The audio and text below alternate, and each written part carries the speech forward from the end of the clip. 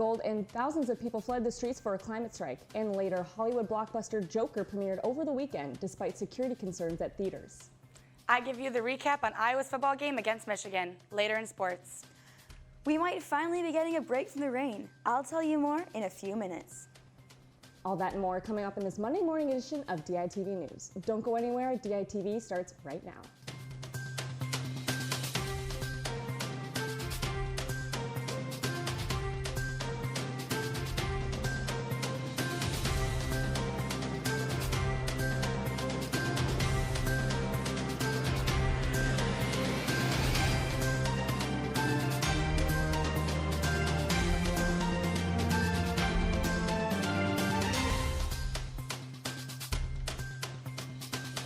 Good morning and thank you for tuning in. I'm Abby Napolis.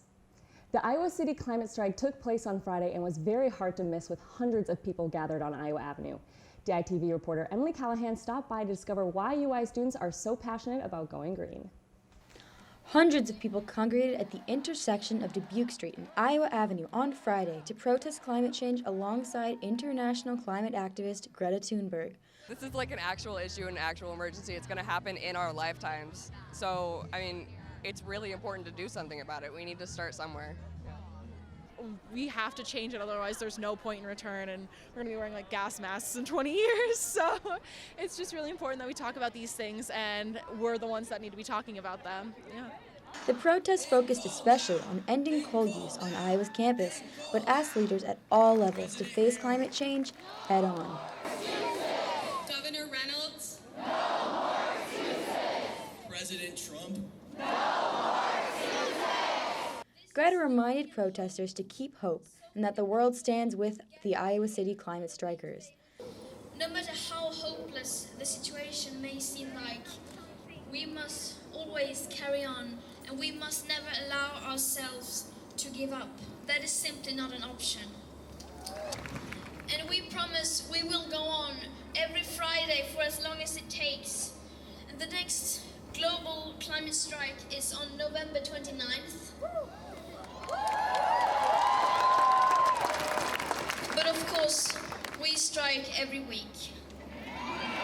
This is an issue we will continue to face at the local level as well as globally, so expect to see more marchers for many Fridays to come.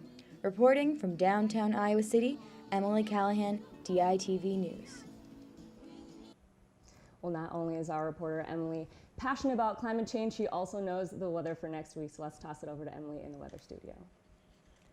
Well, folks, today we'll finally be seeing the sun after a rainy weekend. This morning we'll have clear skies with temps in the high 50s, but it'll warm up to a high of 66 this afternoon. And it'll be a great night for stargazing as clear skies continue late into the night, but make sure to bring a blanket with tonight's lows in the 40s. We'll see sunny weather again tomorrow with a high of 70 degrees, but the clouds will return for a partly cloudy but still pleasant Wednesday. Thursday, we'll see the return of those Eeyore clouds that have been looming over Iowa City, but the rain should clear up in time for a nice, if somewhat overcast weekend. Well, folks, make sure to enjoy the clear skies today. Back to you at the desk, Abby. Thanks, Emily. Joker, the highly anticipated film about the DC Comics villain, premiered this weekend across the globe. The film depictions of violence have raised some questions about theater safety, as well as it may affect viewers. DITV reporter John Chenoweth decided to head to the theater and hear what everyone had to think. I went to the movie Joker on its opening day last Thursday at the Sycamore Mall Marcus Theater. The movie, directed by Todd Phillips, had the biggest first day opening for an October movie, bringing in $39 million between Thursday night and Friday showings, according to CNBC. Even with such success, Joker is surrounded by controversy. The FBI and Department of Homeland Security issued warnings to all who want to see Joker after threats to commit mass shootings in theaters were posted on the dark web. According to a security guard, Marcus Theaters has purchased security for every showing of Joker until it is out of theaters. I asked two moviegoers what they thought of the security presence at the Marcus Theater. I think they're definitely taking some more precautions and things like that, and being really careful about who goes into the movie theater and what they're carrying with them and things like that. I'm indifferent. Somebody tried to mess with me, I'd knock them out. I'm John Chenoweth. I'm reporting from the Sycamore Theater in Iowa City for DITV News. Hawkeye football was out of state this weekend, but field hockey was here on Hawkeye ground. So let's toss it over to Kim in the sports studio with more. Thanks, Abby. Iowa women's field hockey cruised to a win on Sunday, winning their game against UC Davis 3-1. The offense came out swinging right away as they had 24 shots to the goal, and Leah Zellner put one in the back of the net to raise the Hawkeyes 1-0 in the first quarter. In the third, Ante Nigel was able to score on a penalty corner, and Nikki Freeman snuck one through to raise the lead 3-0. Their defense shined throughout the game, only allowing one shot on the goal and one score from UC Davis, paving the way for a 3-1 win. Passing was still on point today. We really focused on the simple passes, short passes, and just like playing as a team, no individual work, and we pulled it off today. We just wanted to really work on our footwork and being really aggressive outside the circle. We always talk about treating the 25 as the D and like just winning it higher up, and we really tried to do that today, winning it like up basically, so just prevent them from getting anything. I thought we really did that today. It was really strong defense. Actually, for us, it was a lot of momentum. We knew both of these opponents were going to challenge us in different ways, and we felt we got the monkey off our back with Rutgers, and we played a really quality game today. So we feel great. We think we have a lot of momentum going into Maryland and Penn State next weekend, and we got to tweak a few things here, but we're excited for our challenge ahead. Field hockey will try to continue their forward momentum this Friday when they take on Maryland. While field hockey was able to get the win in, Iowa football didn't have the same luck as they went into the big house and ran into a big problem on Saturday. Michigan got off to a fast start with a 28-yard field goal from Jake Moody, but that wouldn't be the last from the Wolverines. Later in the first quarter, Zach Charbonnet runs it in for a 2-yard touchdown to give Michigan a 10-point lead.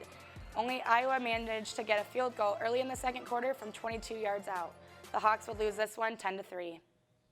But I thought the guys played hard. They competed against a veteran group of guys up front and very good skill players. So there's some positives there. But like I said a while ago, next week's a whole new chapter, so we got to go back to work.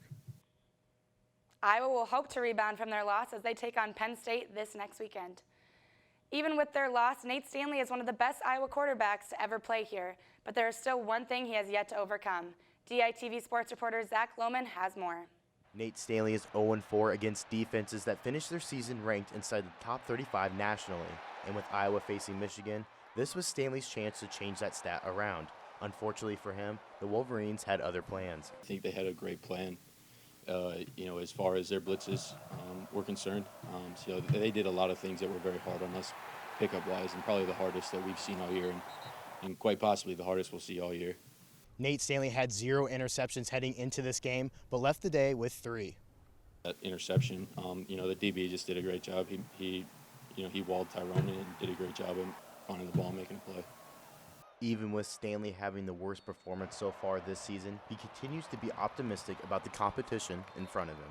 Can't do anything about this game now. The best thing to do to I don't even want to say avenge a loss or anything, is to just go out and compete as hard as we can the next week. Stanley will have a chance to redeem himself when Iowa travels to number 8 ranked Wisconsin on November 9th. Reporting from Michigan Stadium in Ann Arbor, this has been Zach Lohman with DITV Sports. Wisconsin defense has only allowed 29 total points so far this season, so it will be a tough matchup when Stanley faces the Badgers in coming weeks. That's all I have for you in the sports studio today, but tune in tomorrow to hear how swimming and diving fared in their Big Ten opener. Abby, back to you at the desk. Thanks, Kim. A pizza delivery mistake has turned into a viral act of kindness. A fire department from Alberta, Canada decided to treat themselves to dinner, ordering 18 large pizzas to split amongst the staff. After waiting some time, the department realized they had sent the order to a pizzeria in San Antonio, Texas. Rather than canceling the order, they paid for the pizzas they had and delivered them to the local fire departments in San Antonio. The Texas firefighters expressed their thanks on social media, which led to the creation of the hashtag #RandomActsOfPizza. The hashtag was trending on Twitter over the weekend, and people were inspired to send their friends the gift of fresh slices.